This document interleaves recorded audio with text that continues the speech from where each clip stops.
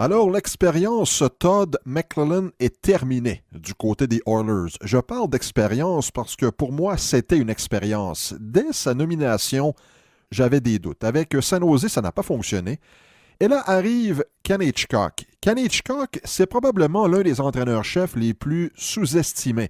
Lorsqu'on parle des grands entraîneurs dans la Ligue nationale de hockey, on parle, et dans l'histoire aussi, là, à travers l'histoire, on parle des Scotty Bowman à l'Arbour, Joel Kenville, qui est deuxième à vie pour les victoires dans la LNH. Alors, il y a des gros noms qui ressortent, même Mike Keenan est dans ce groupe d'entraîneurs très en vue. Peut-être pas autant de belles statistiques que les noms que j'ai mentionnés, mais ça a été un nom très en vue pendant plusieurs saisons. Ken Hitchcock, il faut vraiment connaître le hockey parce qu'il y a bien des gens qui ne connaissent pas Ken Hitchcock. Et lorsqu'on se penche sur sa fiche, les vrais amateurs de hockey vont dire « Oui, c'est un bonhomme qui a eu du succès ». Et moi, j'ai toujours perçu Ken Hitchcock comme étant un redresseur de troubles, un redresseur de situations tout croche. Lorsqu'il est arrivé à Dallas en 95, en fait, durant la saison 95-96, ça n'allait pas bien et Bob Gainey a laissé le banc à Ken Hitchcock. Les Stars n'ont pas fait des séries cette saison-là. Cependant, à compter de la saison 96-97 et jusqu'à la saison 2000-2001, on parle de 5 saisons, les Stars ont terminé premiers à chaque année dans leur division. Ils ont remporté la Coupe Stanley en 98-99, ils ont fait la finale de conférence un an plus tôt et ils ont fait aussi la finale un an après leur titre en 99-2000. Lorsqu'il était arrivé avec les Flyers, même chose.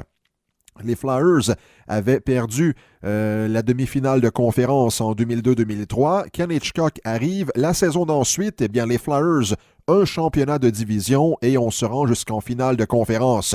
Avec Columbus, là, ça a été peut-être un peu plus difficile. Les Blue Jackets ont manqué les séries lors des 2 premières saisons de Ken Hitchcock là-bas, sauf qu'à la 3e année, là, on a fait les séries.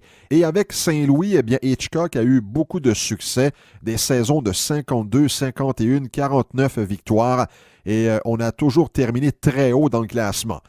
Là, maintenant, il s'agit de savoir si Ken Hitchcock est à Edmonton pour le long terme.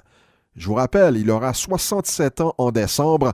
Alors, est-ce que c'est une solution à court terme ou on voit Ken Hitchcock comme étant l'homme qui sera là pour plusieurs années, qui va mener éventuellement les Oilers à la terre promise? Alors, c'est ça qu'il s'agit de savoir.